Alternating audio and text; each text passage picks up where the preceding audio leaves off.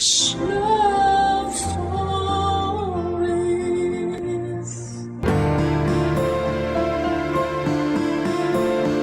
Madalas tayong bumibili ng kung ano-ano para i-treat ang ating sarili. Kung minsan ay parang rewarding na rin sa atin kapag nakakabili tayo ng mga bagay na gusto natin. Ikaw kabarangay, ano ang madalas mong binibili bilang reward para sa sarili mo?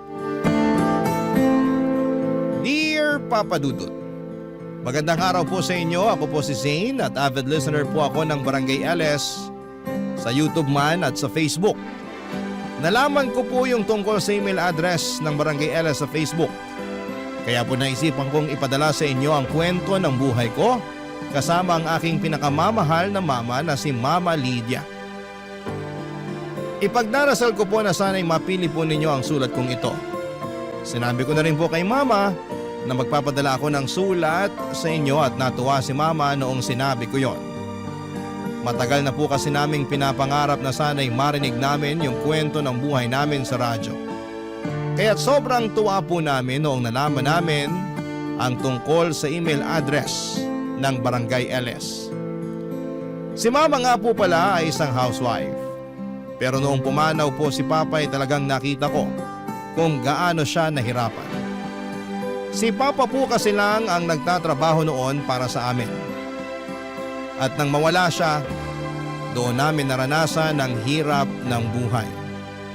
Tandang-tanda ko pa po na may mga pagkakataon na late na ako sa nakakapag-exam sa school kasi hindi pa nababayaran ni Mama ang tuition fee ko.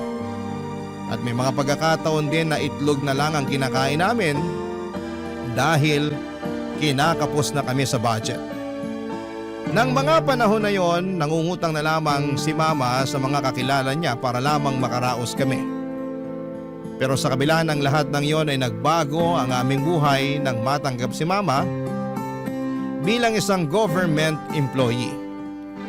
Hindi man kami yumaman pero at least ay hindi na kami nahihirapan katulad ng dati. Minsan po ay nararamdaman ko talaga na hindi na nabibili ni Mama ang mga bagay na gusto niyang bilhin. Kasi lahat ng pera niya ay napupunta lamang sa mga gastusin namin sa bahay. Kaya po ipinangako ko sa sarili ko na kapag nakapagtapos ako ng kolehiyo, magtatrabaho ako ng maigi para maibigay ko kay Mama ang lahat ng mga bagay na matagal na niyang pinapangarap.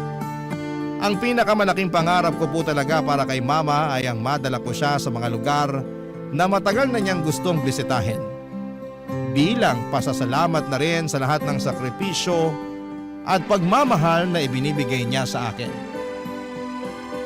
Papadudot ang totoo po niyan, tuwing umuuwi si Mama galing sa trabaho ay hindi ko po maiwasang maging malungkot. Kasi nakikita ko sa mga mata niya ang hirap ng pinagdadaanan niya sa pang-araw-araw.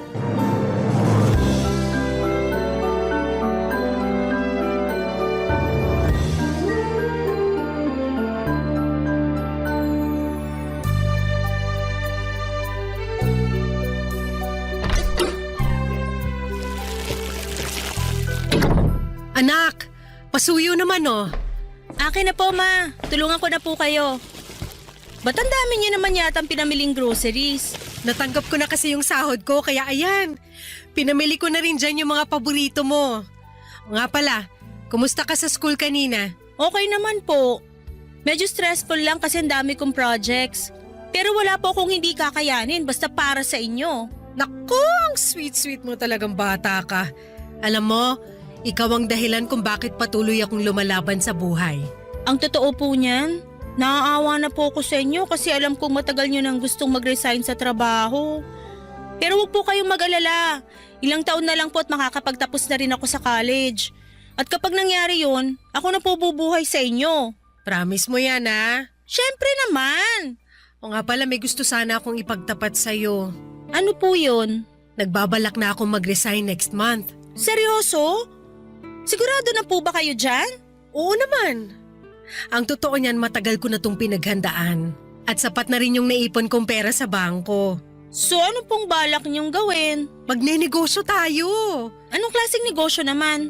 Alam mo kasi, noon pa man, pangarap ko na talaga magkaroon ng sariling kainan. Pero syempre, naudlot yun nung ikinasal ako sa papa mo. Pero hindi po magiging madali yan. Paano na lang kung hindi pumatok sa masa yan at malugi lang kayo? Napaka-negative mo talagang bata ka. Paano natin malalaman kung hindi natin susubukan, di ba? Kung sa bagay. Sige, kayo po ang bahala. Pera nyo din naman yung gagamitin nyo dyan. At alam mo ba, na may nakita na ako magandang pwesto kanina. Perfect na perfect yung pwesto na yun para sa plano ko. Nakuha nyo po ba yung contact number? Siyempre, ako pa ba? Bukas na bukas tatawagan ko na rin yung may-ari ng pwesto. Anak, this is it na talaga. Pakiramdam ko ito na yung simula ng pag-unlad natin. 2 taon kong pinaghandaan to. Ang tagal nyo na palang pinaghahandaan yan pero ni minsan hindi nyo man lang binanggit sa akin yung tungkol dyan. Magtatampo na po talaga ako sa inyo. Sus! Nagdrama na naman ang nag-iisang anak ko na ubod ng ganda. Ano ka ba? Huwag ka na magtampo sa akin kasi para din naman sa iyo to eh. Bakit hindi nyo man lang nabanggit sa akin yung tungkol sa balak nyo na magtayo ng kainan? Eh kasi ayoko mausog yung plano ko. Kung ganun naman po pala, bakit nyo pa sinabi sa akin ngayon? Kasi napagtanto ko na ikaw ang magdadala sa akin ng swerte. Unti-unti ko na kasing napapansin na tuwing nag-uusap tayo, sinuswerte ako. Ang labo nyo naman. Ewan ko ba sa inyo kung bakit hanggang ngayon nagpapapaniwala pa rin kayo sa mga ganyan? Hindi naman totoo yan eh. Ano ka ba? Wala namang mawawala kung maniniwala tayo, di ba? Kung sa bagay. At speaking of swerte, teka lang, asan na ba yung bag ko? Sandali lang hanapin ko lang. Anong hinahanap nyo? Nung tinawagan mo ko kanina habang namamalengke ako, nakapulot ako ng cellphone. O, sa'yo na yan. Ano ka ba naman, ma? Sigurado ako nga hanapin to ng may-ari. Siyempre, alam ko yun. Pero tingnan mo muna yung cellphone na yan, walang password. At wala ring laman yung contacts. At nung binuksan ko yung lalagyan ng SIM card, wala ring laman. Tingnan ko nga. Hala, totoo nga. So ano, naniniwala ka na swerte ang dala mo sa akin? Siguro. Pero okay pa naman yung ginagamit kong cellphone. Ipopost ko na lang to sa Facebook. Kawawa naman kasi yung may-ari nitong cellphone. Mukhang bago pa naman oh. O sige, ikaw ang bahala. O siya, magluluto na ako. Maiwan na kita muna dyan.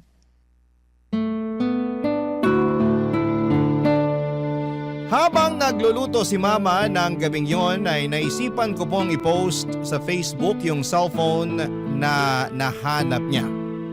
Marami pong nag-attempt na i-claim yung cellphone pero hinanapan ko talaga ng resibo yung mga gustong kumuha. Kasi yun lang po ang paraan para mapatunayan na sila nga ang tunay na nagmamay-ari ng cellphone.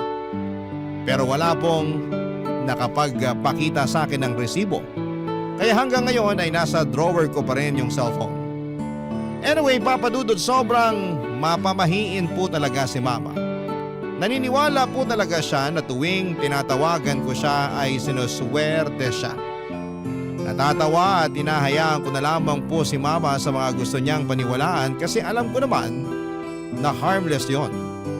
Hindi ko na rin po siya masisisi kasi yung henerasyon niya ay lumaki sa mga ganitong paniniwala at pamahiin.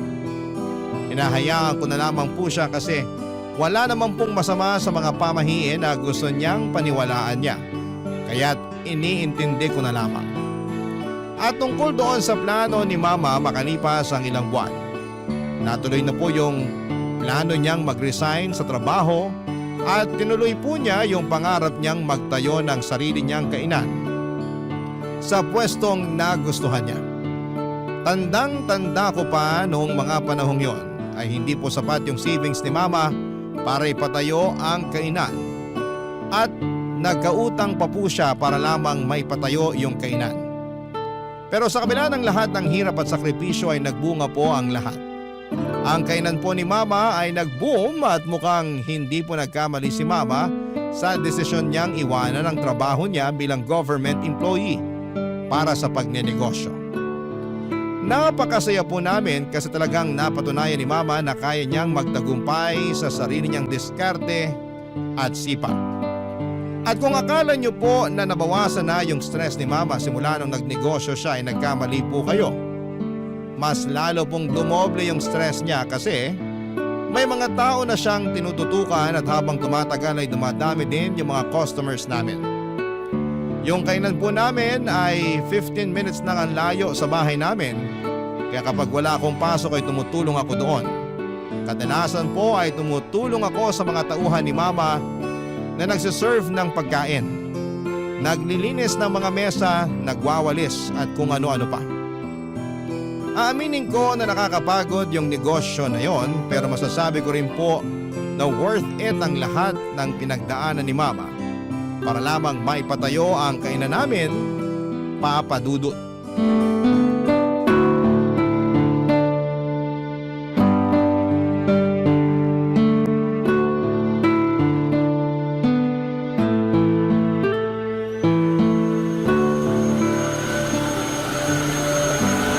Nak!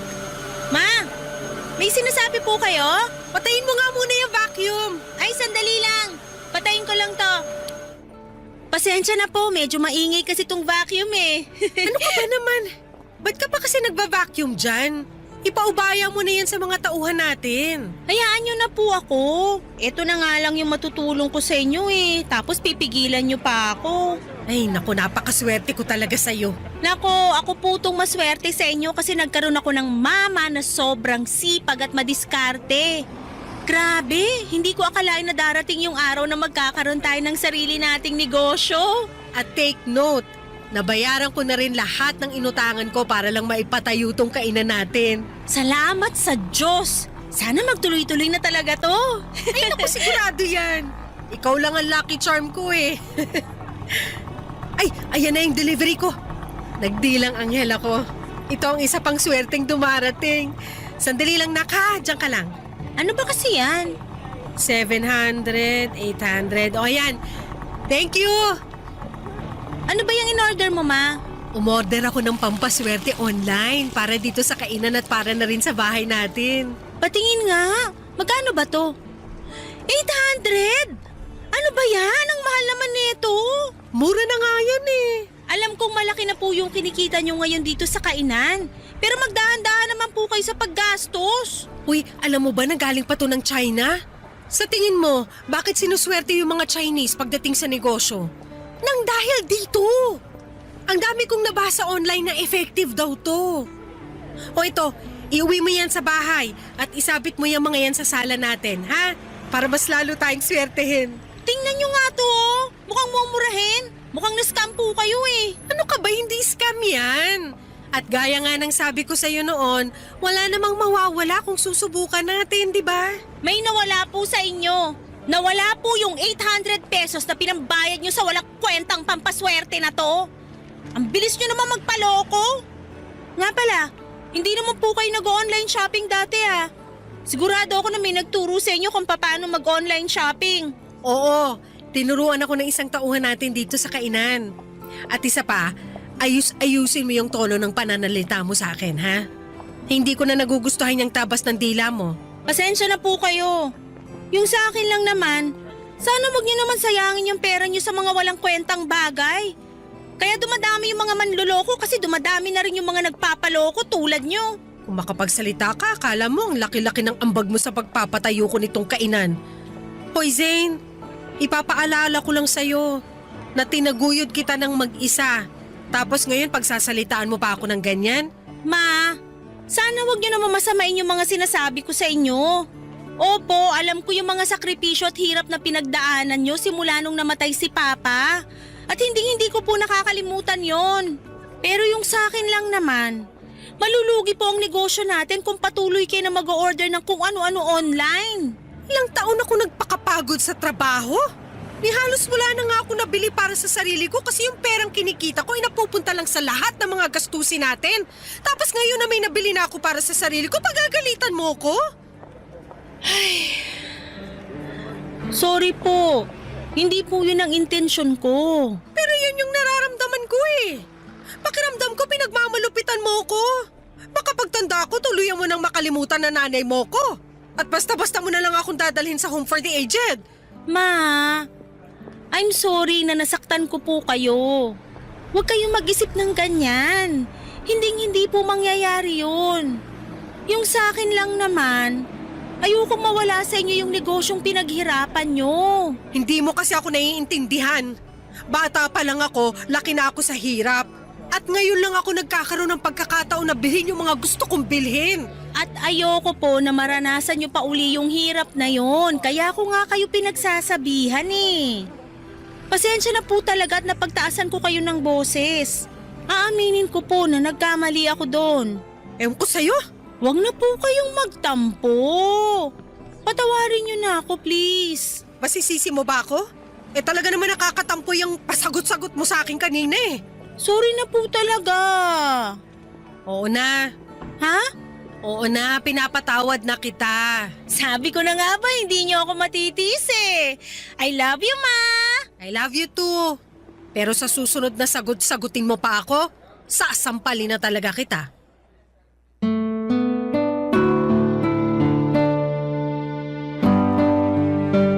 Buti na lang po talaga at nagkabati kami kaagad ni Mama noong araw na yon. Pero Papa Dudut, siguro naman ay naiintindihan ninyo kung saan ako nang gagaling, hindi ba? Oo, siguro yung maliit lang na halaga yung 800 pesos para gawing malaking issue. Pero ang ayoko lang talagang mangyari ay yung mag-aksaya si Mama ng pera para sa mga nakikita niya online. Ang mahirap kasi sa ibang mga matatanda ngayon, lalo na sa mga hindi masyadong techie, ay mabilis silang nagpapaniwala sa mga nakikita sa online. Kaya minsan ay nagiging target na sila ng mga scammers. Kaya kung may mga seniors man na nakikinig dyan, ang advice ko lamang po ay kung may gusto kayong bilhin online, mag-research muna kayo ng mabuti bago ninyo bilhin ito. At mas maganda po kung may mga anak o kaibigan kayong makakatulong sa inyo para alamin kung legit o fake nga ba ang isang produkto. Lumipas sa mga araw at mas lalo kong napapansin na dumadami yung mga ino-order ni Mama online. Mabuti sana kung may kwenta yung mga binibili niya, pero sa totoo lang, wala talagang kakwenta-kwenta yung mga pinamimili ni Mama. Naku Papa Dudut, matatawa kayo sa mga binibili ni Mama. As far as I remember, bumili siya ng pang-crack ng itlog, tapos bumili rin siya ng machine na nag-slice ng mga saging at bumili pa ng napakaraming toilet paper na nag-glow in the dark. Aabutin tayo ng magdamag kung iisa-isahin ko po yung mga walang kwentang bagay na binibili ni Mama. Maniwala po kayo, ginawa ko na talaga ang lahat para pigilan si Mama sa pag-online shopping niya. Pero tuwing sinusubukan ko siyang pigilan, nag-aaway lamang kami at nagkakasamaan ng loob, Papa Dudut. Barangay Love Stories. Barangay Love Stories. Himala na lang po talaga at hindi pa nalulugi ang negosyo namin sa dami ng mga pinamimili ni Mama. Noong mga panahon na yon ay dinadagsa pa naman ng mga customers ang kainan namin. Kaya yung perang winawaldas ni Mama sa mga walang kwentang bagay ay nababawi rin naman niya kaagad. Pero Papa Dudut, ang totoo, ang hirap po talaga. Kating-kati na akong pigilan si Mama ng mga panahon na yon. Pero kahit na anong paliwanag ko kay Mama ay hinding-hindi niya pa rin ako maintindihan. Kinuwento din sa akin ni Mama na noong bata pa siya ay sobrang hirap daw ng buhay nila. At mas mahirap pa daw sila sa daga at yung mga gamit niya noon ay puro luma at sira-sira. Kaya ngayon ay bumabawi siya sa sarili niya at bumibili ng mga bagay na gusto niyang bilhin dahil sa may pera na siya. Pero Papa Dudut, alam ko po na hindi magtatagal ay mawawala lahat ng pinaghirapan ni Mama kung magpapadala lamang siya sa emosyon niya. Kaya naman patuloy pa rin akong tumututol sa pag-online shopping niya. Kaya isang araw habang natutulog si Mama ay napag-isipan ko na i-install yung shopping application sa cellphone niya.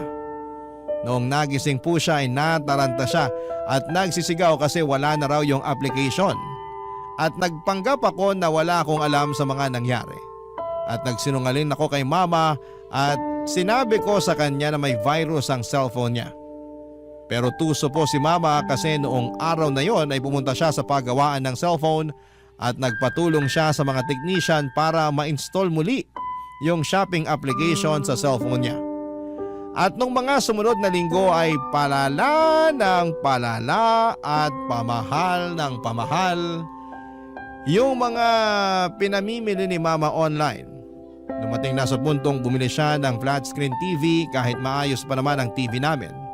At bumili pa siya ng bagong refrigerator kahit na wala namang sira ang luma naming ref. Na mga panahon na yon ay kating-katina kong basagin yung cellphone ni mama para hindi na niya ito magamit. Pero syempre mahal ko ang mama ko at ayokong sirain ang gamit niya. Makalipas nga papadudot ang isang buwan ay nagulat po ako ng isang araw ay pagkagising ko ay may napansin ako na napakalakas na ingay sa loob mismo ng bahay namin.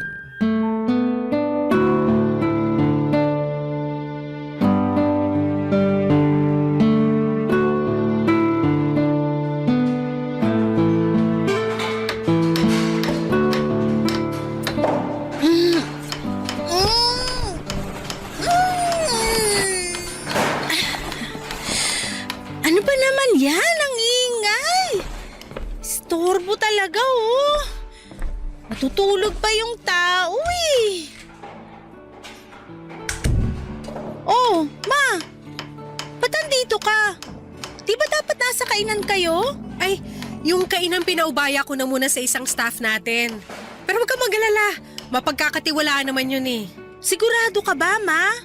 Sa akin mo na lang kaya ibilin yung kainan. Ano ka ba? Alam kong abala ka sa pag-aaral mo at ayoko ma-distract ka. Kaya dito ka lang sa bahay. Sige, sabi niyo eh.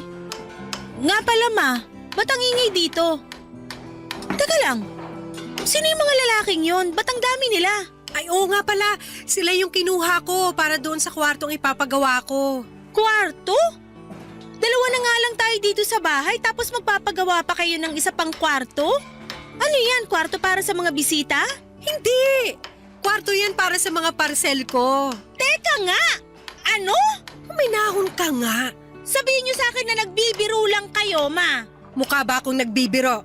Mamimili ako ng mga bagong gamit online at doon ko ilalagay ang mga ipapamili ko sa bago nating kwarto. Pero gumagana pa naman yung mga gamit natin ah. Wala po kayong dahilan para mamili pa ng mga bagong gamit. Oo, pero malay mo. Baka sira na yung mga yan next week o next year, di ba? Kaya mas mainam na yung may nakahanda tayong reserba.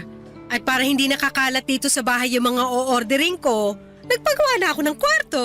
Pinalagpas ko na po yung binili niyong bagong TV at ref nung nakaraan. Pero sumusobra na po kayo. Hindi na normal tong ginagawa niyo. Zane, wala ako sa mood para makipag-away sa'yo. Please, wag ngayon. Kakagising ko lang, ma. Sa tingin niyo ba nasa mood ako para makipag-away sa inyo? I'm sorry, pero hindi ko na matitiis to. Puntahan niyo ho yung mga lalaking yun at sabihin niyo sa kanila na hindi niyo na itutuloy yung pagpapagawa ng bagong kwarto. Ano? Naiibang ka na ba? Kinontrata ko na ang mga yan. Kung hindi niyo kaya, pues ako na mismo magsasabi sa kanila na tigilan na tong kalokohang to. Sige, gawin mo at palalayasin kita rito. Alam kong hindi niyo magagawa sa akin yan. Huwag mo akong susubukan. Pinapangako ko sa'yo na maghahalo ang balat sa tinalupan pag kumontra ka pa sa mga gusto ko mangyari. At isa pa, ano ba yung kinagagalit mo? Ha? Hindi naman kita pinababayaan ah. At nababayaran ko rin lahat ng mga kailangang bayaran dito sa bahay. Hindi niyo na nakikita, ma. Itong pag-hoard niyo ng mga gamit, ito ang sisira sa atin. Palibasa hindi mo ako naiintindihan. Kasi hindi mo naman naranasan yung hirap na dinanas ko nung bata pa lang ako. Utang na loob! Hanggang kailan niyo balak gawing rason yan, ha? Rinding-rindi na po ako sa dahilan niyo na yan. Gusto ko po kayong intindihin pero sa puntong to, ang hirap-hirap niyo nang unawain. Kung nahihirapan ka na sa akin, di lumayas ka. Hindi ko kailangan ng anak na minamandohan ng bawat galaw ko. Intindihin niyo rin naman ako. Minamanduhan ko po kayo kasi nag-aalala ako sa inyo at mahal na mahal ko po kayo. Kung ganun lang din naman, pues, wag mo na lang ako mahalin. Kasi nanliliit ako sa sarili ko. Pinamumukha mo sa akin na bobo ako tuwing pinaparamdam mo sa akin yung pagmamahal na sinasabi mo. Ma! Nakikiusap ako sa inyo. Tigilan niyo na to, please. Pagod na ako sa buhay na to, Zane. Yung pag-o-order na nga lang yung nagpapaligaya sa akin, tapos hadlangan mo pa? So kailan kayo titigil? Kapag nalugi na yung negosyo natin? Ano bang pinuputok ng butsi mo? Maayos ko naman na napapatakbo yung negosyo natin Alam niyo po, sa totoo lang, gustong-gusto ko nang questionin kung paano kayo nakapagpatayo ng negosyo in the first place Kasi sobrang irresponsable niyo po pagdating sa financial decisions. Ano? Nakakasawa ba yung pakiramdam ng nakakaluwag-luwag na kayo sa buhay kaya bili kayo ng bili ng mga gamit? Hindi niyo naman kailangan yung mga pinagbibili niyo. Buti sana kung may kwenta yung mga ino-order niyo Gumagastos lang kayo sa wala. Napakabastos mong bata ka! Wala kang karapatang para pagsalitaan ako ng ganyan! Hindi ko na po alam kung anong gagawin ko sa inyo. Sa totoo lang po, nahihirapan na ako sa inyo. Pwes, mas nahihirapan ako sa'yo! Alam mo kung pwede lang sana mamili ng anak, maniwala ka sa akin, hindi kita pipiliin! Sa mga sinasabi niyo sa akin ngayon, ba't parang mas mahal niyo pa yung mga in-order niyo online kesa sa akin? At talagang pinagawan niyo pa ng bagong kwarto? Sana naging parcel na lang pala ako! At least yung mga parcel na yon nagpapasaya sa akin! Hindi tulad mo na wala nang ibang ginawa kung hindi ang painitin ng ulo ko! Papasok na po ako sa kwarto ko! Mamaya niyo na lang po ako kausapin kapag nasa katinuan na po kayo! Ang kapal ng mukha mo! Sana hindi na lang kita ipinanganak! Napakawalang niya mo!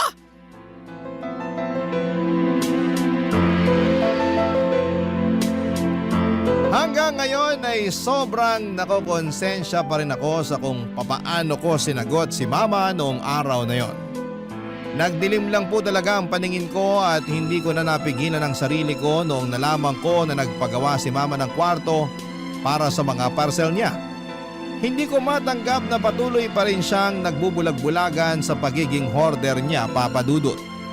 Kaya napag-isipan ko po na mag-research tungkol sa kondisyon ni Mama.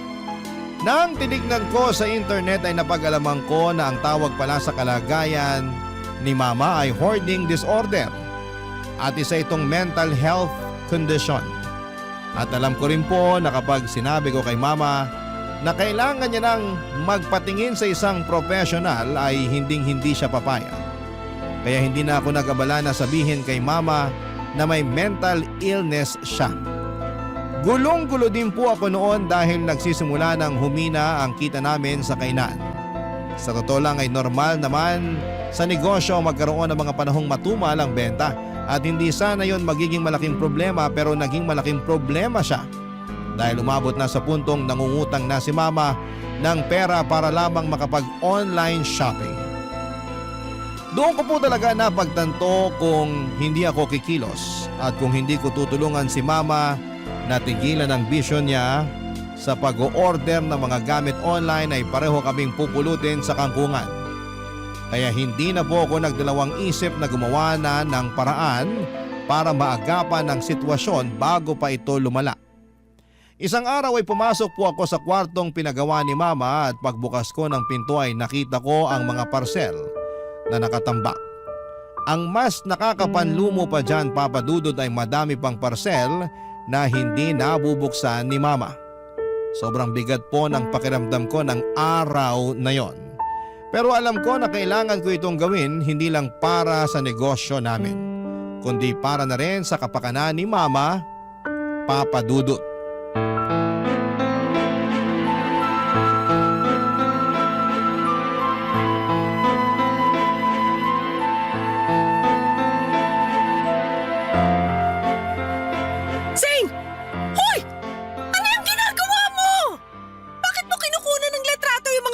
Dito sa kwarto, ha? At bakit mo naman binuksan tong parcel ko? Ma, I'm sorry pero kailangan na nating ibenta tong mga to. Ano?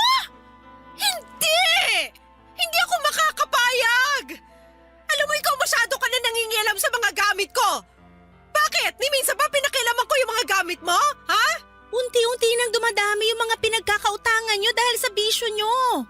Kaya habang maaga pa, agapan na natin to. Ibebenta ko itong mga parcel nyo at babayaran ko lahat ng mga pinagkakautangan nyo para matapos itong problema na to. Tumigil ka nga!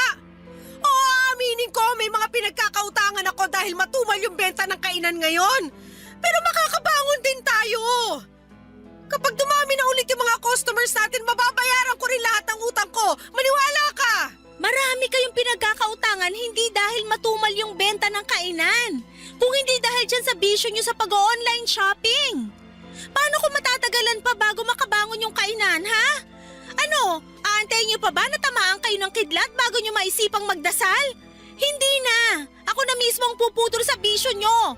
Ipopost ko na to at ibebenta natin lahat ng mga gamit dito sa ayaw at sa gusto nyo. Hindi ko hahayaang basta-basta na lang na ibebenta ang mga gamit ko. Wala kang karapatang magdesisyon para sa akin. Naman!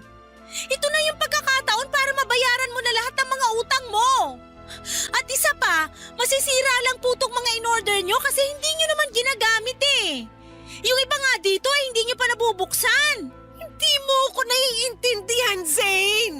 Hindi mo lubos na naiintindihan kung bakit ginagawa ko lahat ng to. Ano na naman yung idadahilan nyo? Yung lumaki kayo na mas mahirap pa sa daga kaya bumibili ng kung ano-ano para makabawi kayo sa sarili nyo? Huwag na! Ilang beses ko na pong narinig yan. Nung namatay yung papa mo, ang laki ng puwang na iniwan niya sa buhay natin.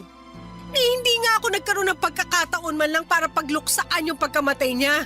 Kasi kinailangan kitang alagaan. Kinailangan ko mag-isip ng paraan kung paano kita bubuhayin na mag-isa.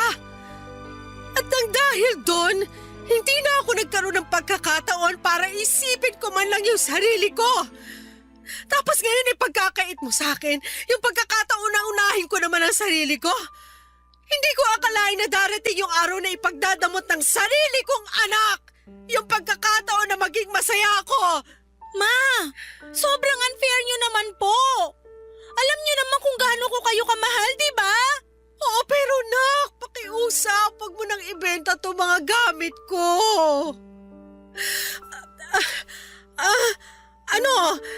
Pinapangako ko sa'yo na huling-huli na to.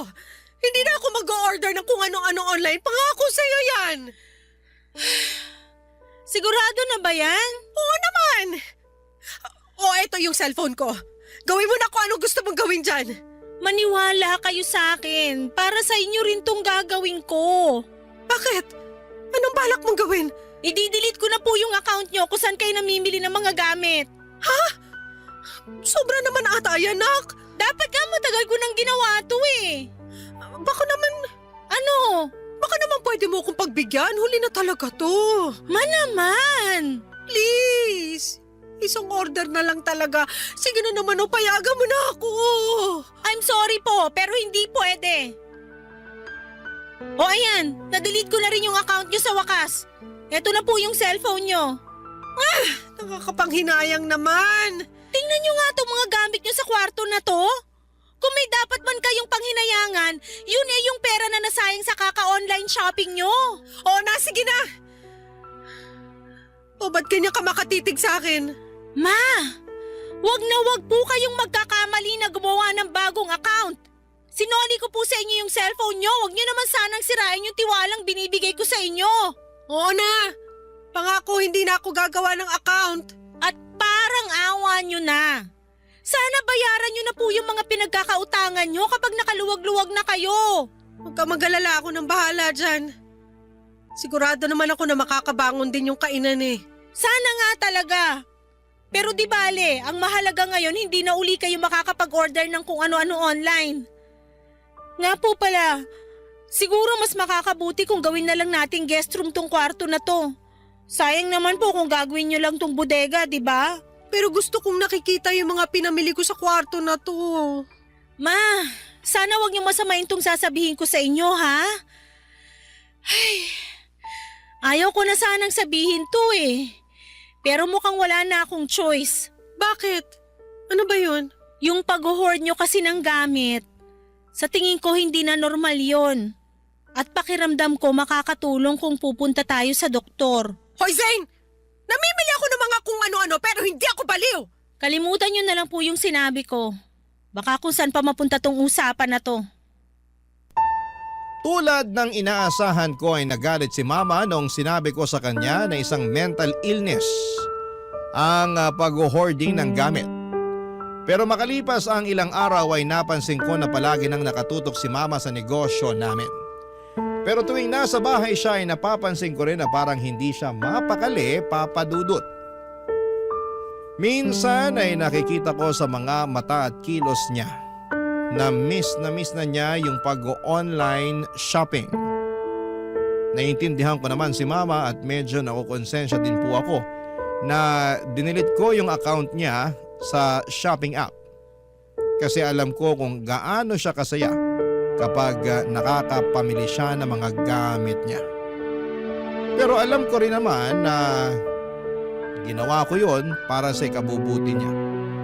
At para naman hindi na maboard si mama sa bahay ay hinikayat ko na lamang siyang lumabas-labas kasamang mga kaibigan niya. At ipaubayan na lamang muna sa isang mapagkakatiwalaan na tauhan namin yung kainan at mukhang nakatulong yung advice na yon. Kasi simula nang nakapag-banding na si mama kasama ang mga friends niya ay unti-unti ko nang nakikita na nawawala yung lungkot sa mukha niya. Hindi na rin naman buwabata si mama, Papa Dudut, at sa tingin ko ay deserve naman niya yung makapag-enjoy at magkaroon ng oras para sa sarili niya. Kasi sino ba namang anak ang gustong makita ang mama niya na nakatunganga sa bahay at nai-stress palagi sa pagpapatakbo ng negosyo? Masakit para sa akin yon kasi ayokong nakikita si mama na malungkot o parang napapaligiran ng mga problema. Kaya't nag-decide akong hikayatin siyang lumabas, magpahinga at magsaya. Kasi bilang isang anak ay gusto ko naman na makita siya na masaya at puno ng buhay. At ng mga panahon na yon, Papa Dudut, mga kabarangay, ay masasabi kong tuluyan ng iniwan ni mama ang mundo ng online shopping. Barangay Love Stories. Barangay Love Stories.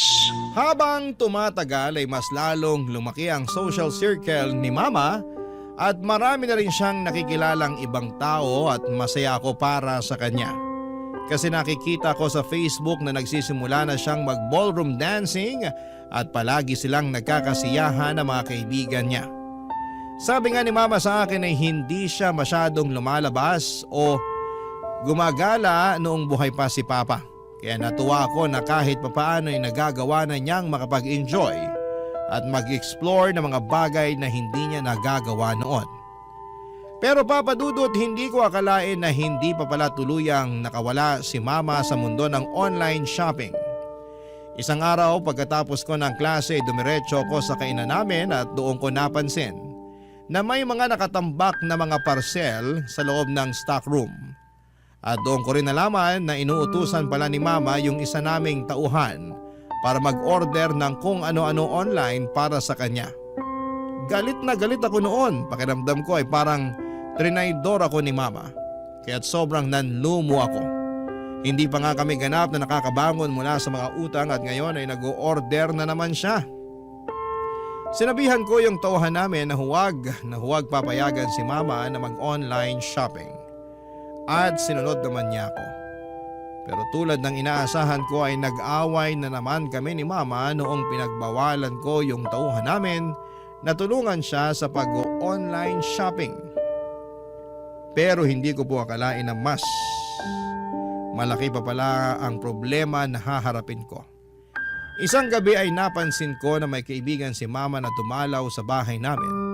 At dinig ko na sinabi niya kay mama na kung mag-i-invest daw si mama sa negosyo niya ay malaki daw ang kikitain na pera ni mama. Alam mo naman ako, Papa Dudut, sobrang protective ako pagdating kay mama. Kaya talagang nagalit ako ng gabing yon. Parang may kutob kasi ako na scammer ang kaibigan ni mama at niloloko lamang siya, Papa Dudut. Kaya noon nag-CR si mama ay nakipagtalo ako doon sa kaibigan niya at pinalayas ko siya sa bahay namin. At doon na nga nalaman ni mama yung ginawa kong pagpapalaya sa kaibigan niya, Papa Dudut.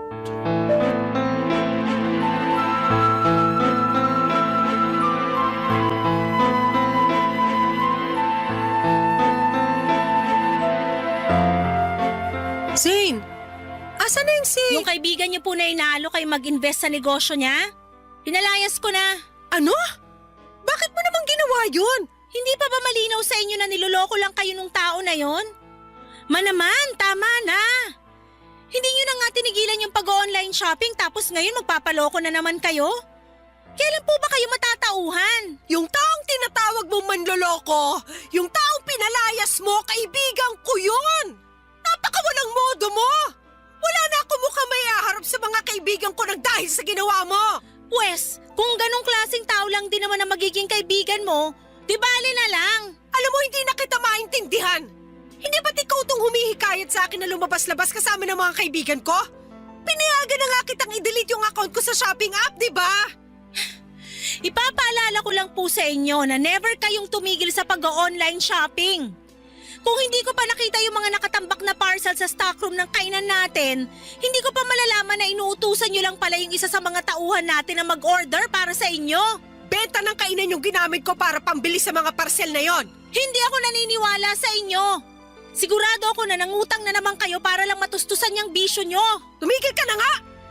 Gaya ng sabi ko sa iyo noon, makakabangon din ng kainan at mababayaran ko rin ng buo yung mga pinagkakautangan ko, naiintindihan mo? Yun na nga yun eh. Hindi pa nakakabangon yung kainan pero dinagdagan nyo na naman yung mga utang nyo. Huwag ka mag-alala kasi wala na akong mga utangan. Anong ibig nyo sabihin? Yung kaibigan ko na pinalayas mo, isa siya sa mga palagi nagpapautang sa akin. Kaya naman palang lakas ng loob ng mokong na yun na alukin kayo mag-invest sa negosyo niya. Makinig ka muna sa akin, ha? Nagkakamali ka kasi pag nag-invest ako sa kanya, sigurado ako na yayaman na tayo. Ipinaliwanag niya sa akin ang lahat at ang laki ng tubo na makukuha ko sa negosyo niya. Imposible po yan. Please lang, huwag na kayong magpapauto sa taong yun. Mas maliwanag pa sa sikat ng araw na scam yung inaalok niya sa inyo. Ang totoo niyan… Ma, huwag mo sabihin na… Oo, nakapag-invest na ako. Binigay ko na sa kanya yung 40% ng bayad ko. Diyos ko naman! Ano ba tong gulo na pinasok nyo? Maniwala ka. Ito nang simula ng pagyaman natin, anak. Sana ginamit nyo na lang yung perang yun para mabayaran yung mga utang nyo. Hindi ka naman kasi nakikinig eh. Kapag dumoble o tumriple na yung perang ininvest ko, hindi ko lang mababayaran yung mga pinagkakautangan ko kung hindi mabibili ko na rin lahat ng gusto mong bilhin. Yung gusto ko lang, yung tigilan nyo na yung kahibangan na to. Bahala ka kung ayaw mo maniwala. Ganyan naman kayo mga kabataan ngayon eh. Wala kayong pinaniniwalaan at sobrang sarado mga utak nyo. Di bali na lang. Tatawagan ko na lang yung kaibigan ko na pinaalis mo. Hoy, humingi ka ng tawad pagbalik niya ha? Sige ma, subukan mong pabalikin yung dito at lalayasan ko na talaga kayo. Ha, talaga ba? Bakit? Kaya mo na ba ang sarili mo? Mas pipiliin ko pang matulog sa lansangan kaysa makita kayo na unti-unting nasisira dahil sa mga pinaggagawa nyo. Gusto mong lumayas? O di kunin mo yung mga gamit mo at umalis ka rito.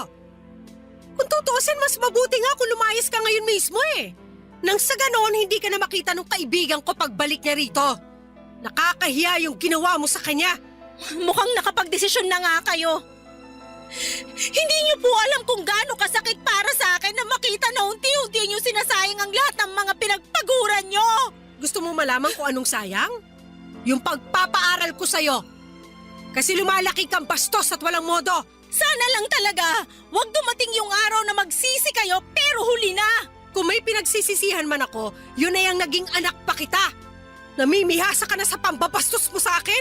Hindi ka na naawa sa akin? Hindi niyo ba nakikita na ginagawa ko lahat ng to dahil mahal na mahal ko kayo? Ginagawa mo lang ang lahat ng to dahil ayaw mo ako maging masaya. Ang gusto mo lang ay yung nabibigay ko sa iyo yung allowance mo.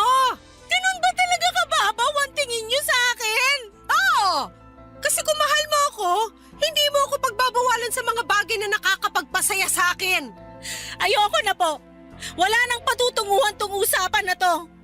Siguro panahon na para maghiwalay muna tayo. At saan ka naman pupunta? Bakit? May pera ka? Doon na muna ako sa best friend ko. I'm sorry, pero aalis na ako. Tatawagan ko na lang po kayo. Nang gabing yon ay umalis ako sa bahay namin at dumiretso na ako sa bahay ng best friend ko. Yun na ata yung pinakamahirap at pinakamasakit na desisyon na nagawa ko.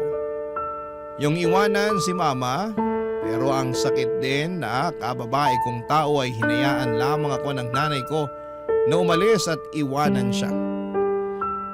Hindi man lang niya ako inalok. Pakiramdam ko na mga oras na yon ay okay lang sa nanay ko na may mangyari sa akin na kung ano. Hindi ko na talaga alam kung ano ang gagawin ko sa kanya ng mga panahon na yon.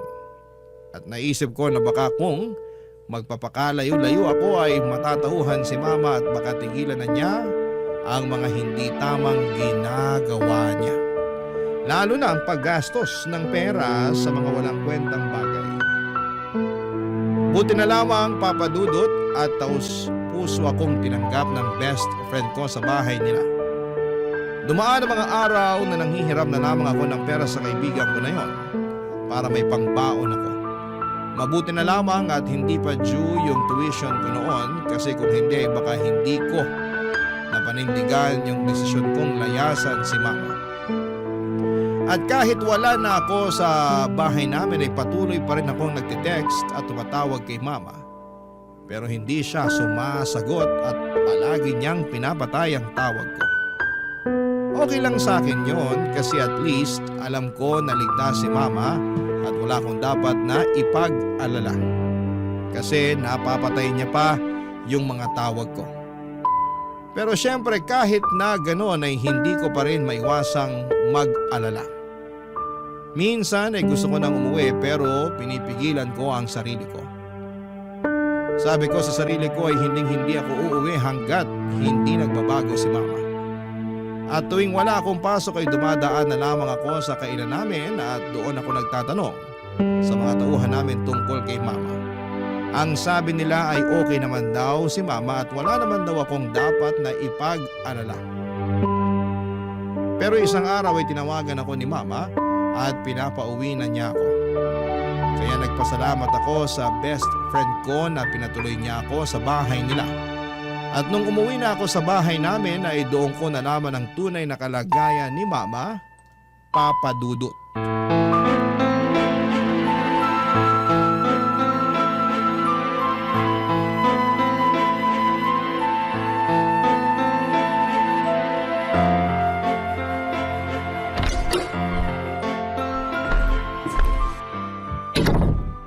Ma?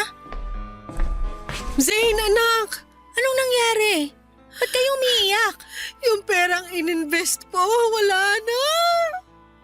Ang laking halaga nun. Yan na nga ba sinasabi ko eh.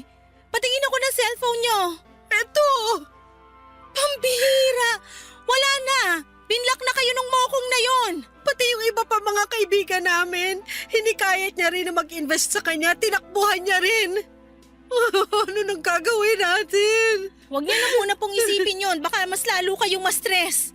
Anak, sorry sa lahat ng mga nagawa at nasabi ko sa'yo. Sisig-sisi ako na hindi ako nakinig sa'yo. Akala ko kasi pinaghihigpitan mo ko eh, kaya ayaw mo ko maging masaya. Naman, ikaw na nga lang ang meron ako eh. Sa tingin niyo talaga magagawa ko yon? Kung ganun, bakit mo ko nilayasan? Nagawa ko lang naman yun kasi nawawasak na yung puso ko tuwing nakikita ko kayo na winawaldas yung mga pinaghirapan nyo sa mga walang kwentang bagay. At ngayong naiintindihan ko na kung bakit mo ko pinagsasabihan noon. Pero wala na yung perang ininvest ko, nak. Natangay na ng manluloko na yun. Di bali na lang po. Yung perang nawala sa inyo, pwede natin kitain uli yun. Pero pag kayo namatay sa stress, yun ang hindi ko kakayanin, ma. Mahal na mahal ko po kayo. Mahal na mahal din kita. Mapapatawad mo pa ba ako sa lahat ng mga nasabi at nagawa ko sa'yo? Ang totoo niyan, dapat ako nga itong humihingi ng tawad sa inyo eh. Oo, alam kong mali yung ginagawa niyong pagsasayang ng pera. Pero dapat hindi ko kayo binastos. Dapat kinausap ko na lang kayo ng maayos. Sising-sisi din po ako sa kung paano ko kayo sinagot-sagot noon. Paano mo naman ako kakausapin ng maayos? Hindi nga kita pinapakinggan noon, di ba? Basta ma, lagi niyong tatandaan na kakampi niyo po ako, okay? Makakaasa ka na simula sa araw na to. Magtitiwala na ako sa'yo. Mabuti naman po kung ganun. Narinig ko nga din pala sa mga tauhan natin na pumunta ka raw sa kainan para itanong sa kanila yung tungkol sa lagay ko. Anak, thank you talaga ha. Ngayon alam ko na mahal mo ako. Hindi naman po kasi nawala yung pagmamahal ko sa inyo eh. At wag na rin po kayong manghinayang dun sa pera na nawala sa inyo kasi sigurado ako na makakaahon din yung kainan natin. Ay nako, panigurado yan kasi hindi ko nasasayangin ang pera natin sa mga walang kwentang bagay. Pangako po yan? Oo, pangako. Paano kung binobola nyo lang pala ako? O eto, kunin mo tong cellphone ko, itapon mo na rin yan. Ayan na naman kayo eh. Nako, sigurado ako na ipapadaan nyo na naman sa mga tauhan natin yung pag-o-order nyo online. Ay nako, hindi na. Alam mo hanggang ngayon, sinisingil pa rin ako ng mga pinagkakautangan ko. At narealize ko rin na ayoko na ng ganong klaseng buhay. Di bali nang hindi tayo mayaman. Basta wala tayong utang. Alam nyo ma, proud na proud ako sa inyo. Ay, napala. Ano po yon? Pumapayag na ako na dalhin mo ko sa psychiatrist. Seryoso po kayo? Oo naman. Ma, may lagnat po ba kayo? Pinaprank nyo lang yata ako eh. Loko-loko ka talagang bata ka. Aaminin ko na hanggang ngayon gustong-gusto ko pa rin mag-online shopping. At alam ko na hindi mawawala tong kagustuhan ko mag-online shopping kung hindi ako hihingi ng tulong. Nananaginip ba ako? Oh, ayan. Ay ma, makakurot naman.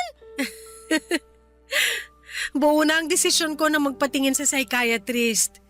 Basta sasamahan mo ko ha. Oo naman po, walang problema yan.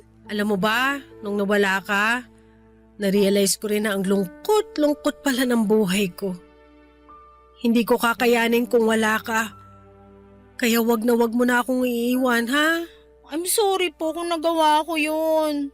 Promise ko po sa inyo na hindi na mauulit yon. I love you, anak. I love you too, ma. Payakap naman ako.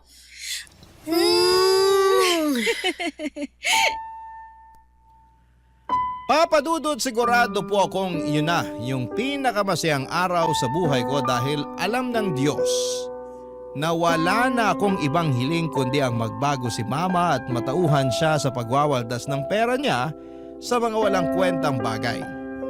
Aaminin ko rin po na may halong panghihinayang ako doon sa perang na-scam kay mama.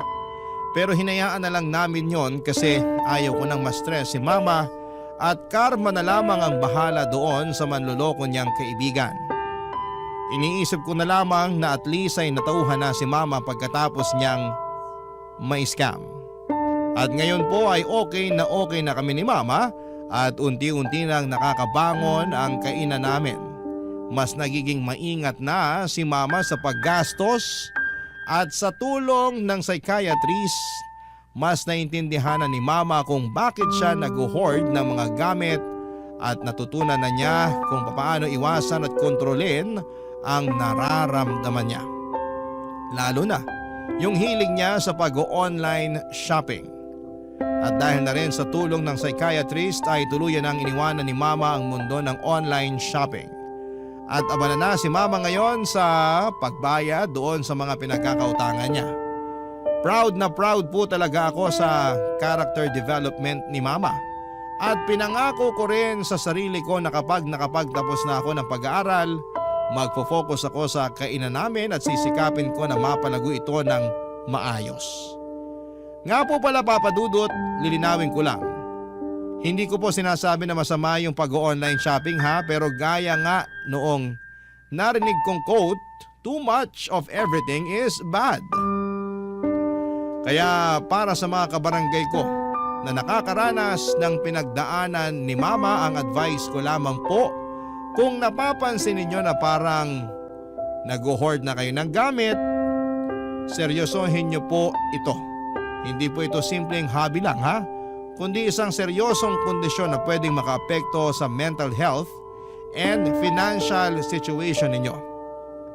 At palagi po nating tatandaan na hindi sa dami ng gamit na susukat ang kaligayahan ha, kundi sa peace of mind at mga tamang desisyon sa buhay. Papa Dudut, maraming salamat po at sana po'y mabasa at mapili po ninyo ang kwento ng buhay ko. God bless and more power sa Barangay LS. Ang inyong kapuso at kabarangay forever, Zane. Anong say mo sa Barangay Love Stories na ito? Pagkwentuhan natin sa comment section yan.